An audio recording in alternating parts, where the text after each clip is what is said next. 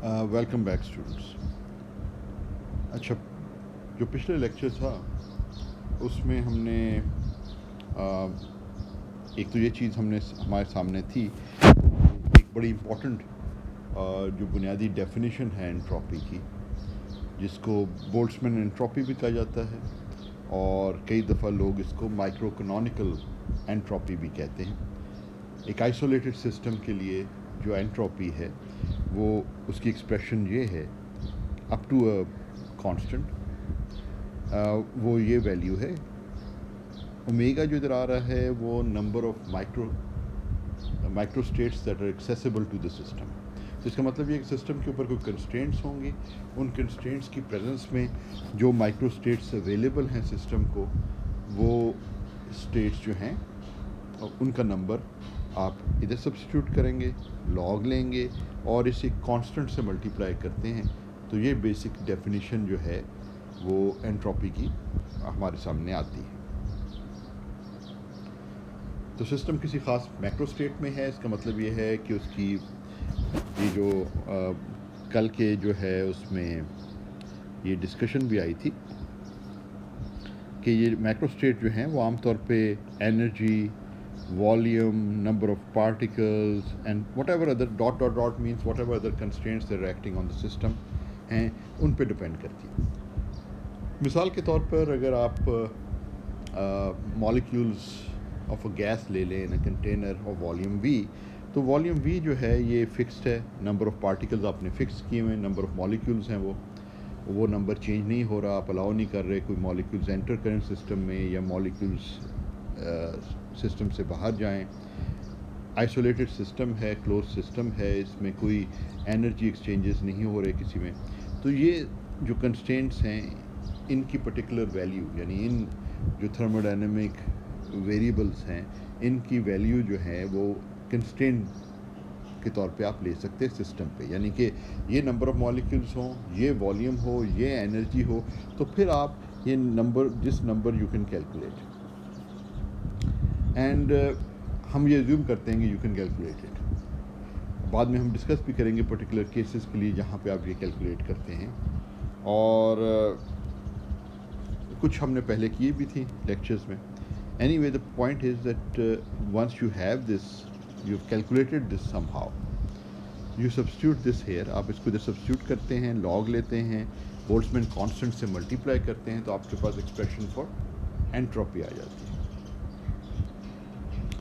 अच्छा, उसके बाद हमने फिर एक एग्ज़ाम्पल भी इसकी देखी थी जिसमें हमने फ्री एक्सपेंशन की बात की थी और उसमें देखा था कि चेंज इन एंट्रोपी हम कैसे कैलकुलेट करते हैं। तो एसेंशली आपके पास एक इनिशियल इक्विलिब्रियम स्टेट होगी जिसको हम मैक्रो स्टेट कह सकते हैं, और उस मैक्रो स्टेट के कॉरस्पॉन्डिंग बहुत सारी माइक्रो स्टेट्स होंगी जो कि सिस्टम को एक्सेसिबल हैं। मैक्रो स्टेट डिफ़ाइन हो रही हैं इन वेरिएबल से, तो then you have a collection of micro states जिनका नंबर जो है वो ओमेगा है। और हमने जिस पर्टिकुलर एग्जांपल में देखा वो फ्री एक्सपेंशन था, और फ्री एक्सपेंशन में हमने इनिशियल स्टेट जिसमें मॉलिक्यूल्स तमाम तर एक चैम्बर में मौजूद हैं और बाद में जब पार्टीशनिंग हटा दी तो दूसरे चैम्बर तक भी जा सकते, एक्सेसिबल हो गया, तो एक्सेसिबल माइक्रो स्टेट चेंज हो गई। जो ही आपने वो पार्टीशनिंग उठाई तो जो इनिशियली जो आप इनके पास मॉलिक्यूल्स के पास माइक्रो स्टेट्स एक्सेसिबल थी वो यकसर तब्दील हो गई, नंबर वो तब्दील हो गया। मिसाल के तौर पे पहले सिर्फ इस रीजन के अंदर माइक्रो स्टेट्स एक्सेसिबल थी। इसका मतलब ये माइक्रो स्टेट मॉलिक्यूल्स के लिहाज से आप ये समझ सकते हैं कि जो माइक्रो स्टेट डिफाइन हो रही है by the value of position and velocity of all the molecules of the gas. अब ये एक तरह से अब देखा जाए तो we don't know that value exactly, but in principle that's what a micro state is. और वो क्योंकि मॉलिक्यूल्स आपस में कोलाइड कर रहे हैं, चेंज हो रहे हैं, तो ये वेलोसिटीज़ और पोजीशंस लगातार मूव कर रहे हैं, तो लगातार पोजीशन और वेलोसिटीज़ चेंज हो रही है। These are all the different micro states that are accessible to the system. ठीक है, तो यहाँ पे मॉलिक्यूल्स जो हैं वो मुख्तलिफ स्पीड से जा रहे हैं, वो आपस में टकरा भी रहे हैं, स्पीड्स उनकी तब्दील हो रही हैं, एक मॉलिक्यूल इधर था वो इधर चला गया, कोई इधर चला गया।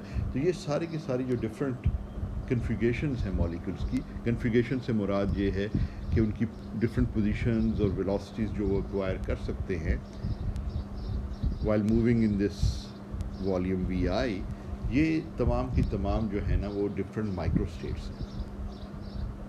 अच्छा, जब आपने ये पार्टीशनिंग हटा दी तो अब ये मॉलिक्यूल्स जो हैं इस पूरे रीजन में आ सकते हैं। अब जो आपके पास पोजीशन के लिहाज से, पहले अगर आप मॉलिक्यूल्स की पोजीशन के हवाले से माइक्रोस्टेट्स की बात करें तो पोजीशन सिर्फ़ और सिर्फ मॉलिक्यूल्स की इस रीजन के अंदर हो सकती थी, यानी वो इस रीजन में ही वो किसी पोजीशन को ऑक्यूपाई कर सकते थे, कोई भी मॉलिक्यूल, क्योंकि इस रीजन से बाहर नहीं जा सकते थे। तो तमाम तर माइक्रोस्टेट्स का जो है उन पे ये कंस्ट्रेंट थी कि जो पोजीशन ऑफ द मॉलिक्यूल्स है वो तो इस रीजन के अंदर ही पोजीशन कोई ना कोई वैल्यू हो सकती है। अलबत्ता जब आपने पार्टीशनिंग उठाई तो फिर अब क्योंकि ये वाला रीजन, यानी ये वाला रीजन भी अब एक्सेसिबल हो गया, तो अब आपकी जो पोजीशन के ऊपर कंस्ट्रेंट थी वो चेंज हो गई। अब पोजीशन जो है मॉलिक्यूल्स की वो इस तमाम तर वॉल्यूम में किसी भी पॉइंट पे हो सकती है। तो अब इसका मतलब ये है कि जो एक्सेसिबल स्टेट्स हैं वो बढ़ गई, क्योंकि वो आपके पास जो है वो एक मज़ीद रीजन इन स्पेस जो है वो आपके मॉलिक्यूल्स को, इस गैस के जो मॉलिक्यूल्स हैं उनको अवेलेबल हो गया।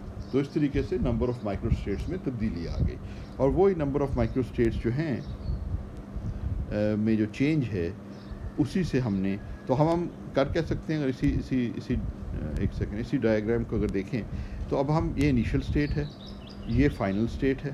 तो इनिशियल स्टेट के लिए आप नंबर ऑफ़ माइक्रोस्टेट्स कैलकुलेट करेंगे, यानी कि तमाम तर मॉलिक्यूल्स की पोजीशंस एंड वेलोसिटीज़ जो हैं कि डिफरेंट कन्फिगरेशंस का जो सेट है वो नंबर ऑफ़ माइक्रोस्टेट्स बन जाएगा। ये इनिशियल स्टेट की नंबर ऑफ़ माइक्रोस्टेट्स हो, वो आप प्लग इन करेंगे, वो डालेंगे S = KB log ओमेगा वाले फॉर्मूले में, और आप जो है ना इनिशियल एंट्रोपी डिटरमिन कर लेंगे।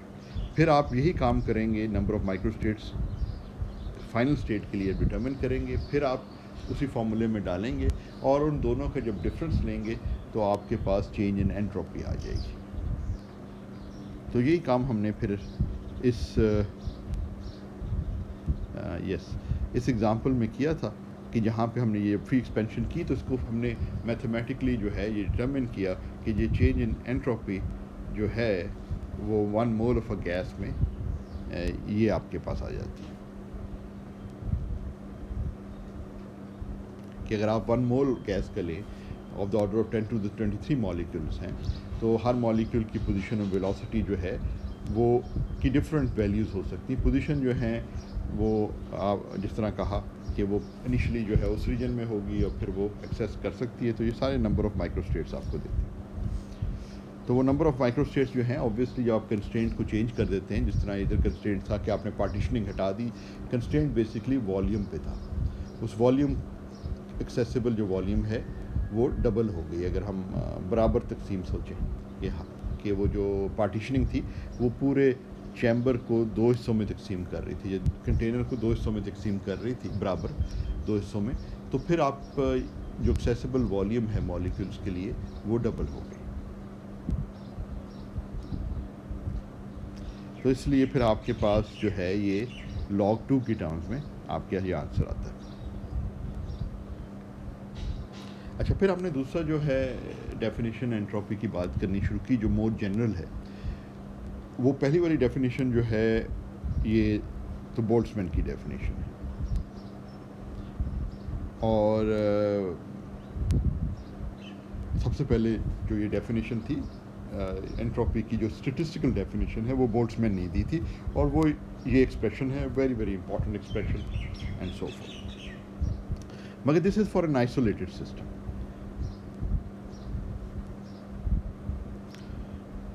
अब आप अगर ये अलाउ करें कि सिस्टम जो है वो हीट बाथ के साथ इंटरेक्ट कर सकता है, so its temperature is fixed, excuse me, its temperature is fixed but its energy is not fixed because it is exchanging energy with the environment.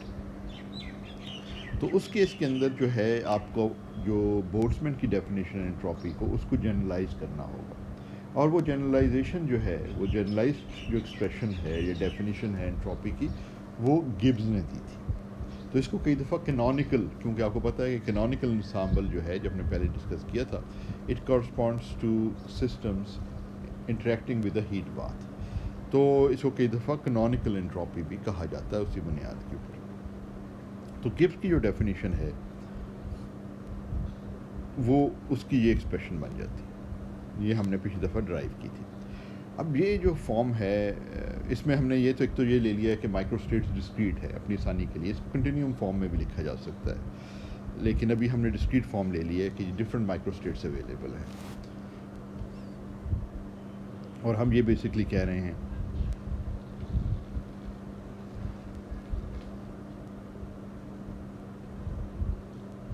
कि ये अगर आपकी प्रोबेबिलिटीज़ हैं पी जे कह लें, और ये आपका जे है, तो प्रोबेबिलिटी की कोई वैल्यूज़ हैं, लेट्स से इस पॉइंट पे, किसी पॉइंट पे ज़्यादा भी हो सकती है, किसी पे और कम हो सकती है, तो डिफरेंट स्टेट्स हैं जो कि आप जे से इंडेक्स कर रहे हैं, और उसमें जो है ये प्रोबेबिलिटीज़ की डिफरेंट वैल्यूज़ हैं। मैंने वैसे दिखा दी कुछ। तो आपके पास जो डिफरेंट माइक्रोस्टेट्स हैं वो आप जे से लेबल कर रहे हैं उनको, और मुख्तलिफ माइक्रोस्टेट्स में सिस्टम के होने की प्रोबेबिलिटी जो है वो पी जे से आप ज़ाहिर कर रहे हैं। तो एक तरह से अगर आप देखें तो this is sort of an average of log of P जे, क्योंकि जो भी आप एवरेजेस आप क्वांटम एवरेजेस जो आप प्रोबेबिलिटी थ्योरी में कैलकुलेट करते हैं वो क्वांटिटी को उसकी प्रोबेबिलिटी के साथ मल्टीप्लाई करके सम कर देते हैं, यानी कहा जाता है क्वांटिटी को वे कर देते हैं, वेटिंग फैक्टर जो है वो प्रोबेबिलिटी है, और तो फिर आप जो है आपके पास वो एवरेज क्वांटिटी आ जाए। तो यहाँ पे एक तरह से ये एवरेज एंट्रोपी की हम बात कर रहे हैं, तो ये एंट्रोपी जो है ये गिब्स एंट्रोपी कहलाती है, और this is a more general definition of entropy. अच्छा, फिर एक क्वेश्चन कुछ स्टूडेंट्स के जहन में ये भी था, तो उसको भी वाज़ेह कर दूँ कि एंट्रोपी का ये यहाँ जो माइनस साइन आ रहा है वो ये चीज़ ज़ाहिर नहीं कर रहा कि ये एंट्रोपी नेगेटिव है, क्योंकि पी जेज़ जो हैं वो 0 to 1 इनकी रेंज है, तो इस रेंज के अंदर जो लॉग फंक्शन है ना वो नेगेटिव होता है, तो यहाँ से जो नेगेटिव साइन आएगा वो इस नेगेटिव साइन को प्लस बना देगा, तो entropy in the end would become positive. अच्छा, दूसरी चीज़ बड़ी इंपॉर्टेंट इसमें ये है, this is a very very important definition of entropy, और ये हमें ये भी चीज़ बता रही है कि प्रोबेबिलिटी की टर्म्स में लिखने का मतलब ये है कि जो एंट्रोपी है it is not an intrinsic और objective property of the system, बल्कि ये हमारे uncertain knowledge of the system को भी ज़ाहिर करती है। जो uncertain knowledge of the system है कि किस माइक्रोस्टेट में सिस्टम है, वो हम कह ये रहे हैं कि वो जो है उसकी कुछ प्रोबेबिलिटी डिस्ट्रीब्यूशन है, यानी we are not certain which microstate the system is in, but we can only predict certain probabilities, और वो प्रोबेबिलिटीज़ इस डेफिनेशन के अंदर एंटर करें। तो ये एक चीज़ भी जहन में रखने की है कि we do not have complete knowledge of the system, we are uncertain about which microstate the system is in, and that uncertainty is reflected in the probabilities that appear in this expression.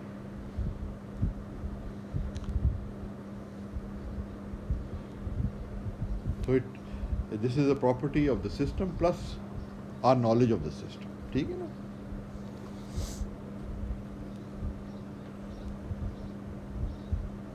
अच्छा, अब पिछला मैंने ये question रखा था सामने कि question ये था जिसके मतलब कुछ स्टूडेंट्स डिस्कस कर रहे थे, पूछ रहे थे, does Gibbs entropy reduce to Boltzmann entropy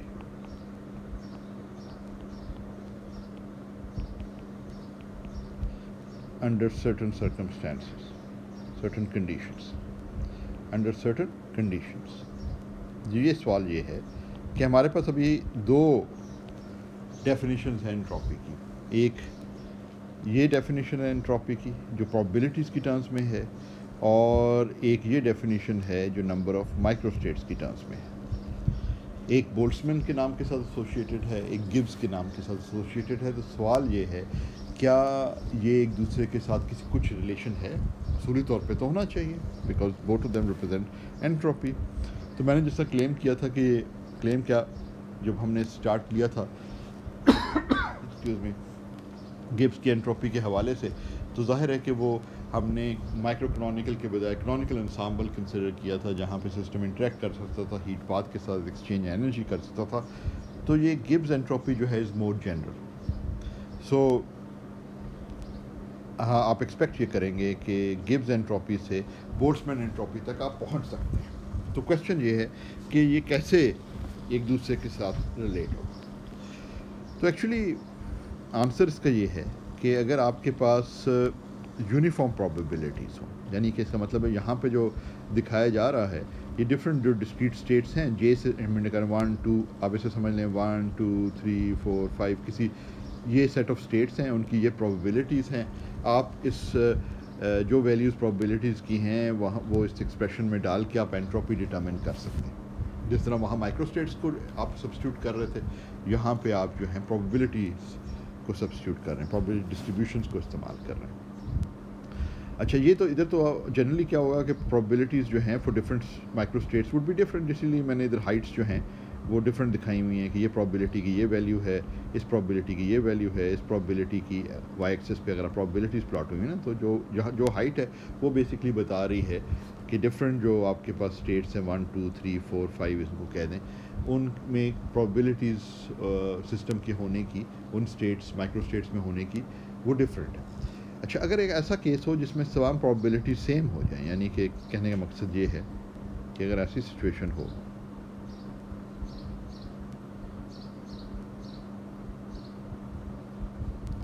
कि पीजेज जो हैं वो सारे के सारे जो हैं वो सेम हो, यानी कि सेम हाइट है, सेम हाइट है, सेम हाइट है, सेम हाइट है, तो ये हम अब मैं ये कहना चाह रहा हूँ कि ये तमाम की तमाम जो डिफरेंट माइक्रो स्टेट्स हैं उनमें इक्वल प्रोबेबिलिटी डिस्ट्रीब्यूशन है, यानी कि same probability to be in different states. तो उस कंडीशन के अंदर हम देखेंगे कि ये जो गिब्स एंट्रोपी है ये बोल्ट्जमैन एंट्रोपी में रिड्यूस हो सकती है, हो जाती है, यानी कि यूनिफॉर्म प्रोबेबिलिटी है in all the micro states, तो उस केस में ये रिड्यूस हो जाती है।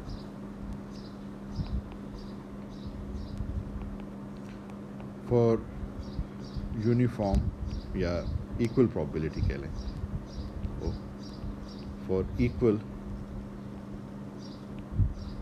Probability in microstates S S जो है इसको मैं अगर गिब्स कह दूं goes over to or reduces to S Boltzmann। चले पूरा नाम ही लिख देते हैं, ठीक है जी। कैसे साबित करेंगे? हम गिब्स वाली एक्सप्रेशन से स्टार्ट करते हैं, माइनस के बी सम ओवर आई, जे भी कह सकते हैं, आई भी कह सकते हैं, doesn't really matter, dummy summation index है ना। अच्छा, और हम ये कह रहे हैं कि इक्वल प्रोबेबिलिटी है, और प्रोबेबिलिटी हम क्लेम ये कर रहे हैं, हम कह रहे हैं probability is 1 over omega. Omega आप कह लें टोटल नंबर ऑफ माइक्रोस्टेट्स हैं, तो हर जो माइक्रोस्टेट है उसमें इक्वल प्रोबेबिलिटी है, तो किसी भी माइक्रोस्टेट में होने की प्रोबेबिलिटी 1 ओवर ओमेगा हो जाएगी। And it's the same for, इसलिए इसमें राइट हैंड साइड पे कोई आपको आई का इंडेक्स नज़र नहीं आ रहा, because the probability is the same for all microstates. तो ये अगर हम इधर सब्स्टिट्यूट करते हैं तो आपके पास आ जाता है माइनस के बी सम ओवर आई जो है वो तमाम माइक्रोस्टेट्स के ऊपर सम कर रहे हैं ओमेगा, ये 1 ओवर ओमेगा जो सब्स्टिट्यूट कर दिया, या लॉग ऑफ 1 ओवर ओमेगा कर दिया,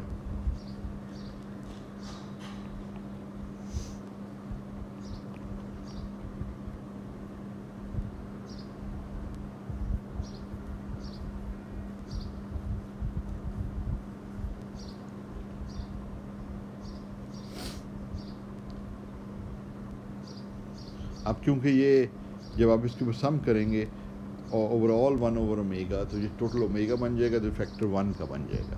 तो ये आपके पास आ जाएगा समेशन परफॉर्म करने के बाद ये log ऑफ 1/ओमेगा आ जाएगा। देखना जब समय, क्योंकि ये आई के ऊपर तो डिपेंड नहीं कर रहा ना यहाँ पे, तो जब आप इस सम को परफॉर्म करेंगे तो आपके पास ओमेगा आ जाएगा, यानी 1 टू लेके ओमेगा तक आप ऐड करते जाएं तो टोटल नंबर जो बन जाएगा, टोटल सम जो बन जाएगा वो ओमेगा बन जाएगा। ठीक, तो वो ओमेगा इस ओमेगा के साथ कैंसिल हो जाएगा, तो आपको 1 का फैक्टर मिल जाएगा, बाकी माइनस के बी और log 1/ओमेगा मौजूद है। अब log 1/ओमेगा को आप ओमेगा टू द पावर -1 भी लिख सकते हैं, जो कि आपके इसमें आपको के बी log ऑफ ओमेगा दे देगा। और ये जो है ये बोल्ट्जमैन एंट्रोपी आ गई, और ये गिब्स एंट्रोपी थी। तो जैसे हम कह रहे, मैंने कहा था कि इक्वल प्रोबेबिलिटी इन माइक्रोस्टेट्स अगर होना है, यानी same probability in different microstate, जैसे कि हम इधर लेके चल रहे हैं, तो फिर आप सब्स्टिट्यूट करके 2-3 स्टेप्स में शो कर सकते हैं कि बोल्ट्जमैन एंट्रोपी बन जाती है। तो अगर आपके सिस्टम आइसोलेटेड है, जिस एंसेंबल ऑफ सिस्टम्स को हम माइक्रोकैनोनिकल का नाम देते हैं, तो वहाँ पे तमाम जो माइक्रोस्टेट्स हैं उन सेम होने की प्रोबेबिलिटी जो है वो इक्वल होती है। तो वहाँ पे आपके पास जो जनरल फॉर्म है गिब्स एंट्रोपी की, वो रिड्यूस होकर एक सिंपलर फॉर्म बन जाती है, जो कि बोल्ट्जमैन एंट्रोपी है।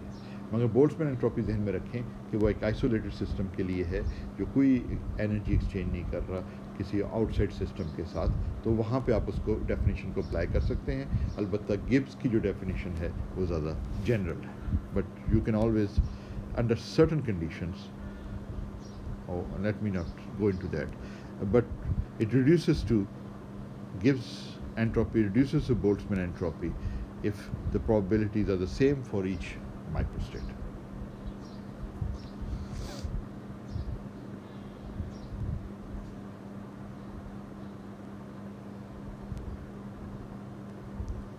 ठीक है जी।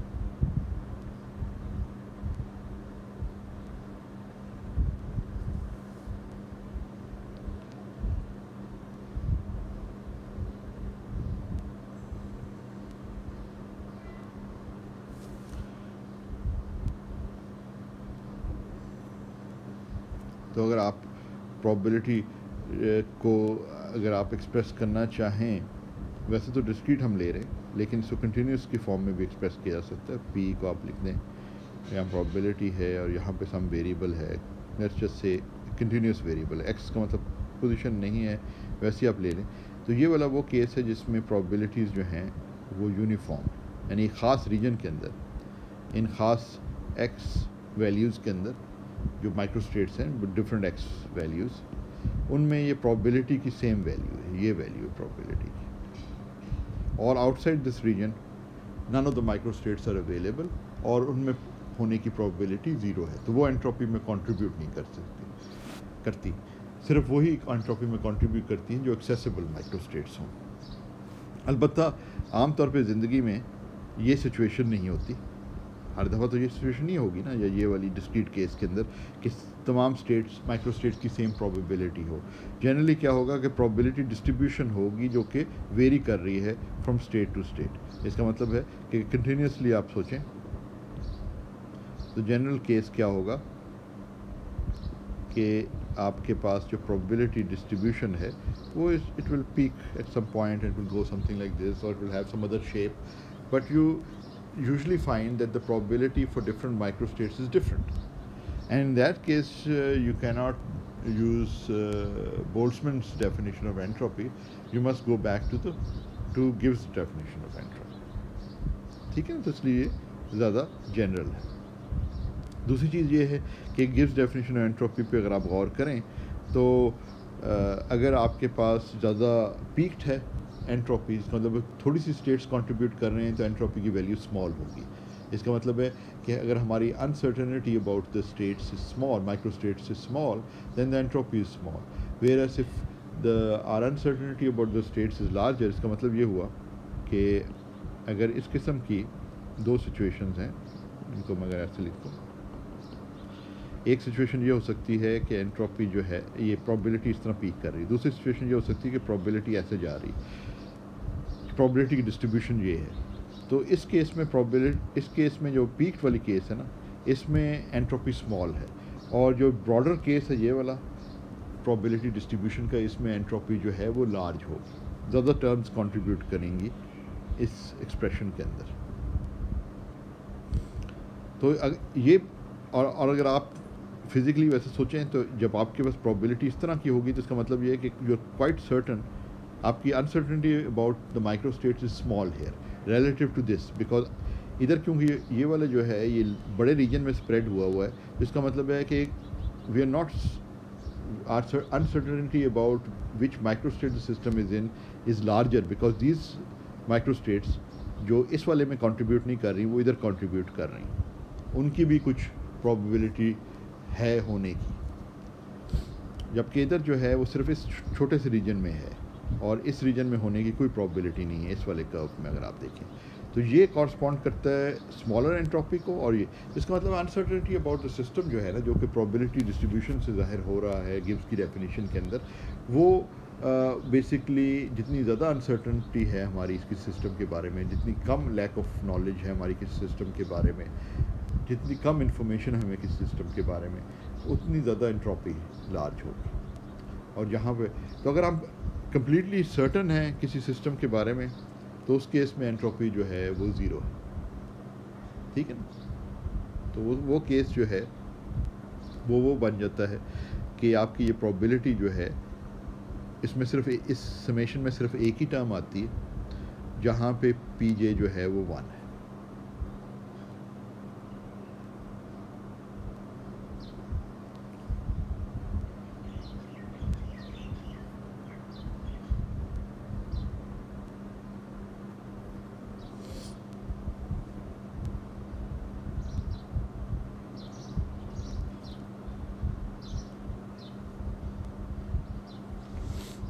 तो ये आपके पास जो है कुछ चीज़ें।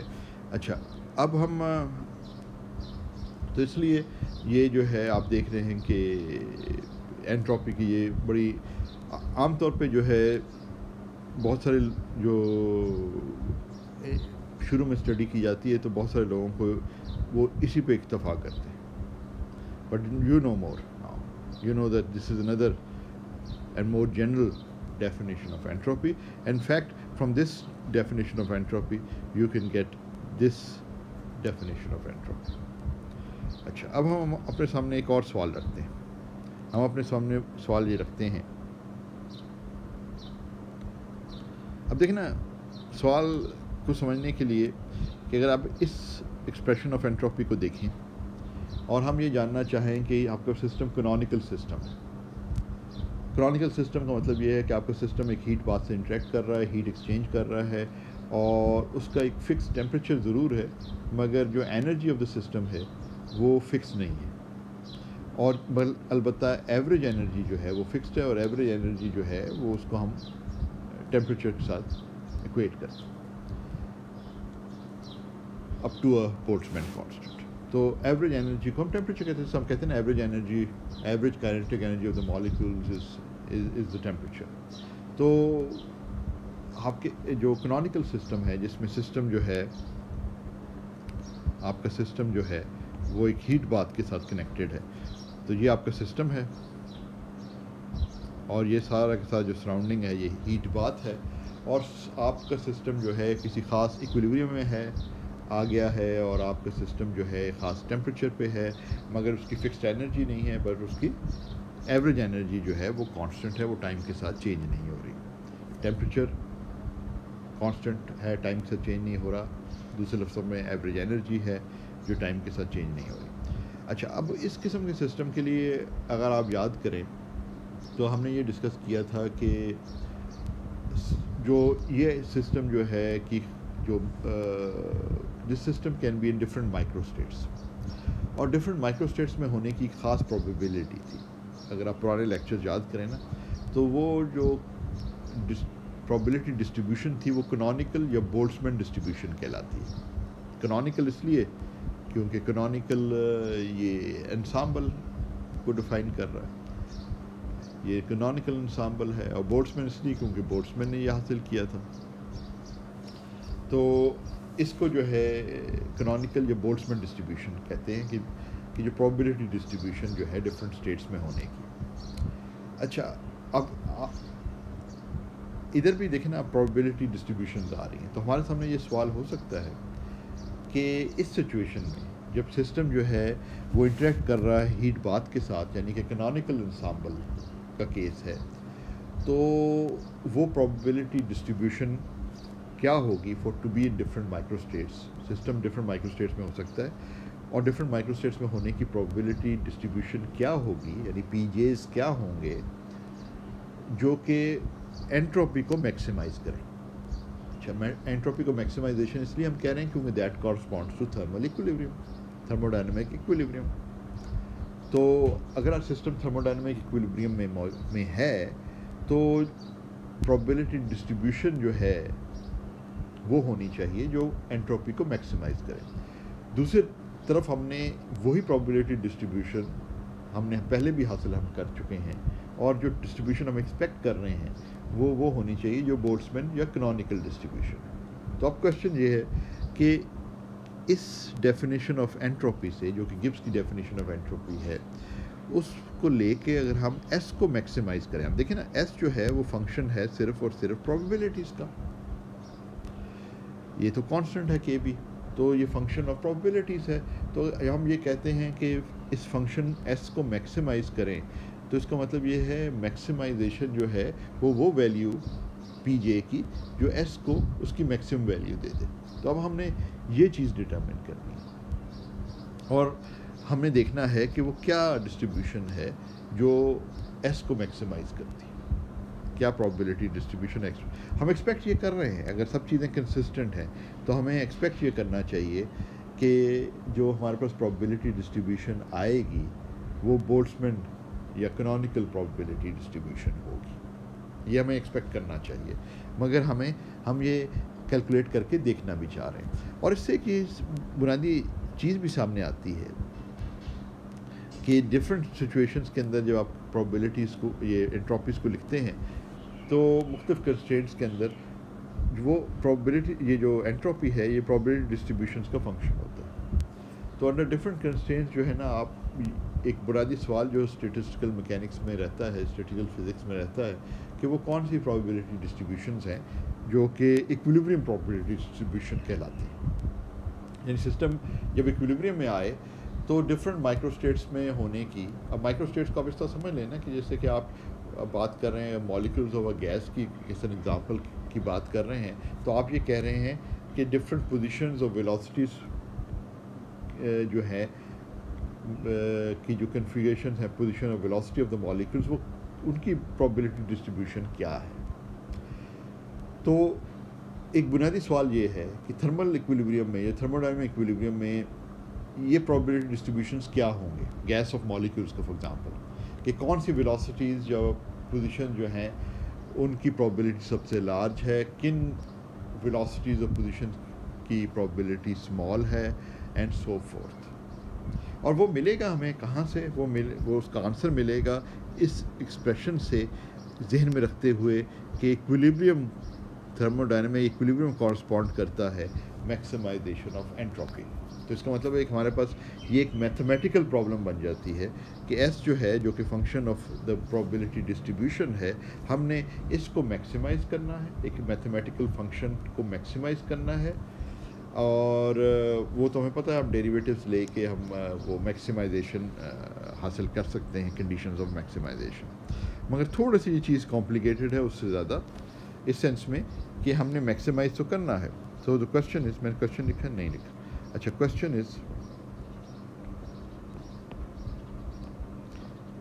What is the probability distribution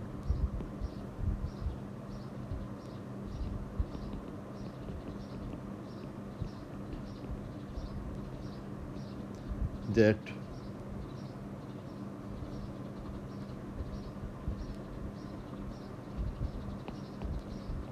that corresponds to maximization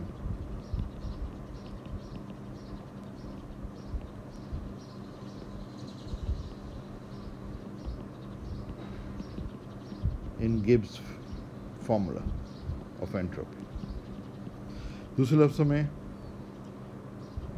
में क्वेश्चन को अब इस तरह रिफ्रेस भी कर सकते हैं. What is the equilibrium, what is the thermodynamic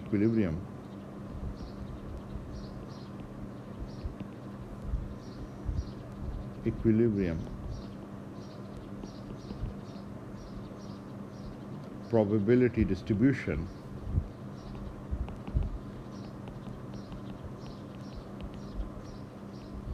according to Gibbs entropy, according to Gibbs expression of entropy.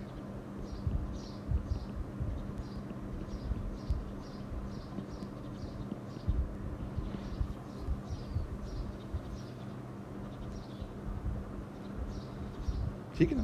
तो बेसिक सवाल यही है कि थर्मोडायनामिक इक्विलिब्रियम जो है वो कॉरस्पॉन्ड करता है मैक्सिमाइजेशन ऑफ एंट्रोपी, और एंट्रोपी क्योंकि फंक्शन है प्रोबेबिलिटीज़ का, प्रोबेबिलिटी डिस्ट्रीब्यूशंस का, तो वो प्रोबेबिलिटी डिस्ट्रीब्यूशन क्या है जो मैक्सिमाइजेशन ऑफ एंट्रोपी हमें दे, और वही कॉरस्पॉन्ड करेगा equilibrium, the thermodynamic equilibrium distribution. ठीक है ना, प्रोबेबिलिटी डिस्ट्रीब्यूशन.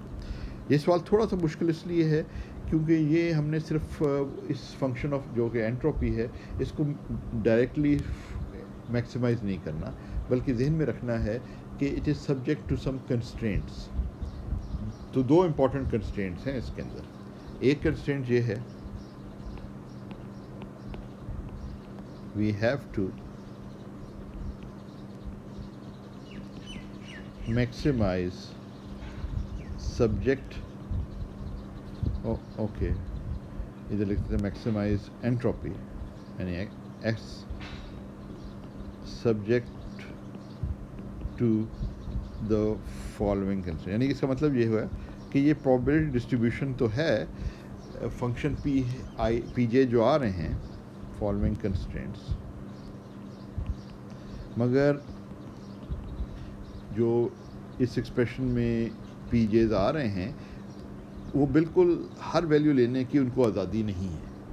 ये पी जे के ऊपर कंडीशन है. क्या कंडीशन है आपको पता ही क्या कंडीशन है. वो ये है कि ये जो सम ऑफ द प्रोबेबिलिटीज़ हैं ये शुड बी इक्वल टू 1, वरना फिर प्रोबेबिलिटी का सेंस ही नहीं बनता. प्रोबेबिलिटी डिस्ट्रीब्यूशन के लिए ज़रूरी है कि sum of the probabilities should be equal to 1. तो कंस्ट्रेंट्स क्या हैं. एक कंस्ट्रेंट ये है कि sum of I P I should be equal to 1. जिसका मतलब है कि ये जो प्रोबेबिलिटी, जब हम इसको एस फंक्शन जो है प्रोबेबिलिटीज़ का, उसको जब हम मैक्सिमाइज़ कर रहे हैं, यानी मैक्सिमाइज़ किस तरह कर रहे हैं कि पी इसको वेरी करेंगे और देखेंगे कि एस कैसे इवॉल्व करता है as a function of p i's. तो हमें ये ख्याल रखना है कि पी आई पे ये कंडीशन सेटिस्फाई हो. ये ना हो कि पी आई इस कंडीशन को वायलेट कर दे और वो वैलिड प्रोबेबिलिटी डिस्ट्रीब्यूशन फंक्शन रहे ही ना. अच्छा, दूसरी कंस्ट्रेंट क्या है, क्योंकि ये कैनोनिकल केस है यानी कैनोनिकल इंसाम्बल है, तो हमें ये भी जहन में रखना है कि जो एवरेज एनर्जी है सिस्टम की वो वाली कंस्ट्रेंट भी सेटिस्फाई हो. यानी कि जो एवरेज है पी आई ई आई, उसको हम एवरेज को हम यू से ज़ाहिर कर देते हैं ऑफ द सिस्टम. ठीक है, दिस इज़ एवरेज एनर्जी. ये दो कंस्ट्रेंट्स हैं, क्योंकि आपको पता है ना कि टेम्परेचर को एवरेज एनर्जी से करते हैं ना. टेम्परेचर कांस्टेंट है मगर एवरेज एनर्जी जो एनर्जी कांस्टेंट नहीं है, but we can speak of an average energy for a canonical system. तो इन दोनों कंस्ट्रेंट को सामने रखते हुए हमने जो है इसको जो है वो जो इसे कहते हैं एस फंक्शन को हमने मैक्सिमाइज़ करना है. तो उसका तरीका जो है उस मेथड को कहते हैं मेथड ऑफ, ये मैक्सिमाइजेशन का जो मेथड है, मेथड ऑफ लैग्रैंज मल्टीप्लायर्स. ये अपेंडिक्स ऑफ द बुक के अंदर ये गिवन भी है, तो उसको आप एक दफ़ा रीड भी कर सकते हैं. क्या हो सकता है आपने पहले देखा हो. तो लेकिन आपको ये तो पता है कि कोई फंक्शन ऑफ एक्स हो और उसको आपने मैक्सिमाइज़ करना है, तो first thing you do is you take a derivative, और ये फंक्शन ऑफ एक्स है, एक्स को आप वेरी करते हैं, देखते हैं फंक्शन कैसे इवॉल्व करता है, and then you find the maxima of the function f by putting the first derivative. यहाँ पे मैक्सिमम वहाँ होगा जहाँ स्लोप ज़ीरो है, ठीक है ना। तो first derivative equal to zero. मगर ये उस केस में है जब एक्स जो आपके पास वेरिएबल है वो अनकंस्ट्रेंट है, या इसका मतलब है कोई इसके ऊपर कंस्ट्रेंट कंडीशन नहीं है। थोड़ा प्रॉब्लम कॉम्प्लिकेटेड हो जाता है जब आप ये कंस्ट्रेंट्स डाल दें इसके अंदर। जब आप इसमें कंस्ट्रेंट्स ये डालेंगे तो फिर आपको ये फंक्शन एस की बजाय हमारे ऊपर जो फंक्शन था, आप एक करते क्या है कि एक आपका ओरिजिनल एस है और आप एक और फंक्शन एस प्राइम डिफ़ाइन कर लेते हैं, और जो कंस्ट्रेंट्स हैं उनको आप इस तरीके से शामिल कर लेते हैं, लैम्डा आई जी आई, यानी तमाम तर कंस्ट्रेंट्स जो हैं ये कंस्ट्रेंट्स की इक्वेशन बन जाएगी। यानी एक इक्वेशन कंस्ट्रेंट की ये है, एक एक्सप्रेशन कंस्ट्रेंट की ये है, इनको हम इधर डाल देंगे, और ये जो लैम्डास हैं इन्हीं से इनका लैग्रैंज मल्टीप्लायर्स का नाम आता है, ये लैग्रैंज मल्टीप्लायर्स कहलाते हैं। तो इनको एडजस्ट करके आप मैक्सिमाइजेशन कर सकते हैं, मगर खाली आपने एस फंक्शन को नहीं करना, क्योंकि कंस्ट्रेंट है तो आपने एस प्राइम को करना है। एस प्राइम में ना सिर्फ एस मौजूद है जो कि आपका ओरिजिनल फंक्शन है, जो कि हमारे केस में ये फंक्शन है, बल्कि आपने कंस्ट्रेंट्स को शामिल करते हुए ये वाली पार्ट को भी साथ लेना है। तो इसका मतलब है जिस फंक्शन को कंस्ट्रेंट्स के अंदर जिस फंक्शन को आप मैक्सिमाइज़ या मिनिमाइज़ कर रहे होते हैं वो ये फंक्शन एस प्राइम होता है। अगर ये कोई कंस्ट्रेंट्स ना होती तो ये टर्म ना होती, तो फिर खाली आपके पास एस होता, वो फिर इस किस्म का केस बन जाता।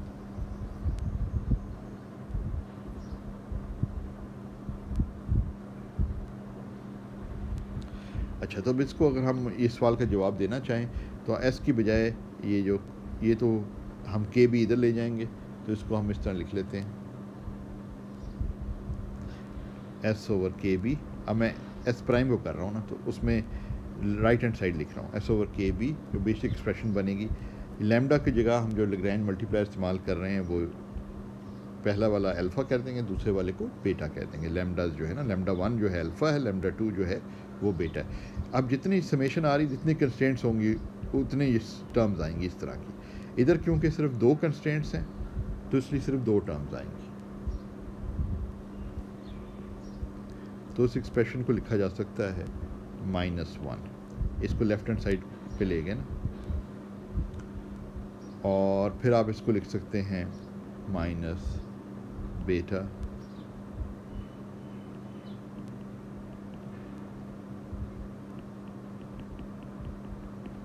Minus you.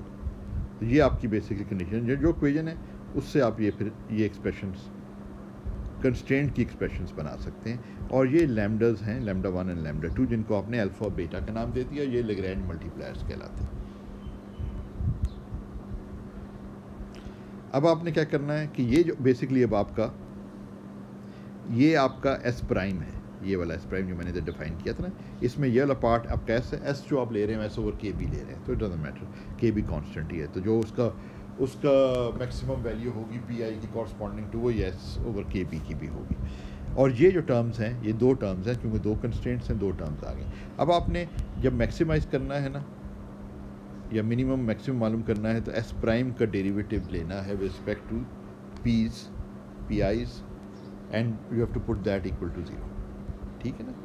तो ये वाली कंडीशन, अब आप इस पे एस प्राइम को उसी तरह ट्रीट करेंगे जैसे कि इधर एफ एक्स को कर रहे हैं, क्योंकि आपने एस प्राइम के अंदर ये कंस्ट्रेंट को शामिल कर लिया है। खाली एस को करेंगे तो फिर गलत जवाब आएगा, क्योंकि वो कंस्ट्रेंट्स को मिस कर देगा। अब हम क्या करते हैं, क्योंकि अंदर समेशन आई के ऊपर आ रही है, तो पी के लेबल आपको फ़र्क रखना पड़ेगा, वरना फिर आपके पास गलत जवाब आ जाएगा। आई का क्योंकि इस्तेमाल हमने लेबल इधर समेशन में कर दिया ना, तो इसलिए इधर पी जे इस्तेमाल करना ज़रूरी है।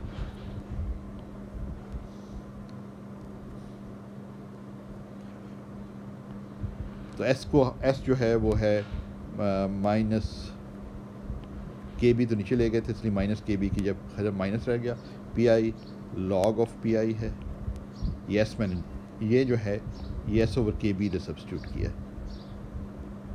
यहाँ से, एस ओवर के बी जो है वो माइनस ये और फिर आपके पास माइनस अल्फ़ा पी आई आ गया। समेशन सब में आ रही है, इसलिए ये समेशन को बाहर ले लेते हैं, इस समेशन को बाहर ले लेते हैं। वन डेरिवेटिव में वन पे तो कोई इफेक्ट नहीं पड़ेगा, उसको लिखने का फ़ायदा कोई नहीं, लिखना चाहें तो लिख लें, मगर अगले स्टेप में वो ख़त्म हो जाएगा, इसलिए इसको रहने दिया। और इसी तरह यू भी कांस्टेंट है, इसलिए उसको भी लिखने का कोई फ़ायदा नहीं। तो ये बाकी जो चीज़ रह गई है वो बी पी आई ई आई आ गई है, और आपने इसको जो है इक्वल टू 0 रखना है। दो कांस्टेंट हैं जो पी आई पे डिपेंड पी जेस पे या पीस पे डिपेंड नहीं करते, वो यू है और वन है, तो उनको इसलिए लिखा नहीं है, वरना चाहें तो लिख दें, अगले स्टेप में वो ख़त्म हो जाएंगे, इसलिए वो पहले शॉर्ट एंड में नहीं लिखा हुआ। अच्छा, अब आपने इसको जब डिटर्मिन करना है तो all you have to do is, आपका सारा काम ख़त्म हो गया। जिसका मैथमेटिकल एक्सप्रेशन है जिसमें आपका आपने डेरिवेटिव लेना है और उसको इक्वल टू 0 पुट करना है। तो जब उसका डेरिवेटिव लेते हैं तो ये इसमें दो टर्म्स हैं जिनमें पी आईज आ रहे हैं, पीज आ रहे हैं।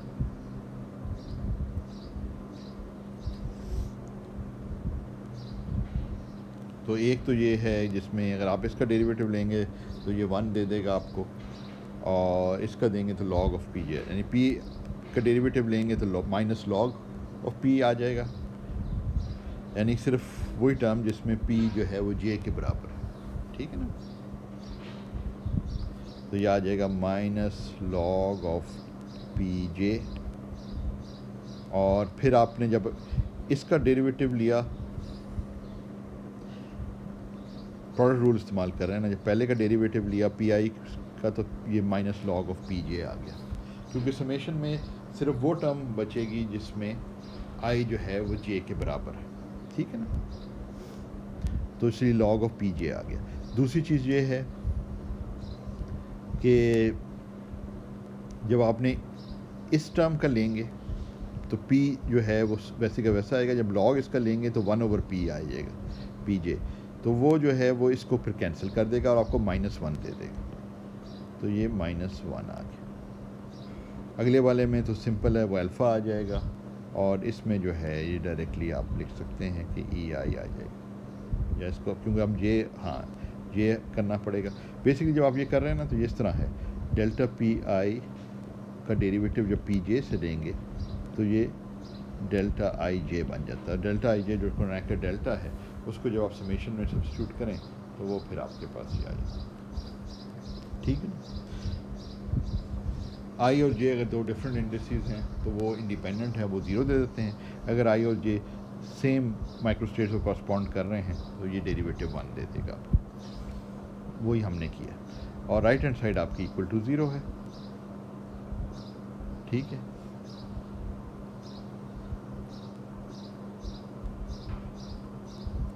और इसको हम इसी एक्सप्रेशन को अगर आप चाहें तो इस फॉर्म में लिख सकते हैं कि पी जे जो है वो एक्सपोनेंशियल माइनस बेटा ई जे है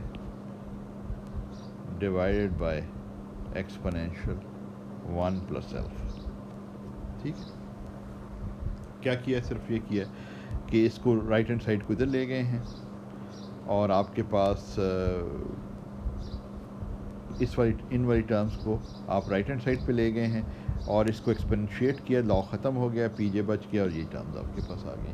तो इसको अगर आप इस वाले नीचे वाले को अगर आप पार्टीशन फंक्शन जी कहें तो ये बेसिकली आपके पास वही एक्सप्रेशन बन जाती है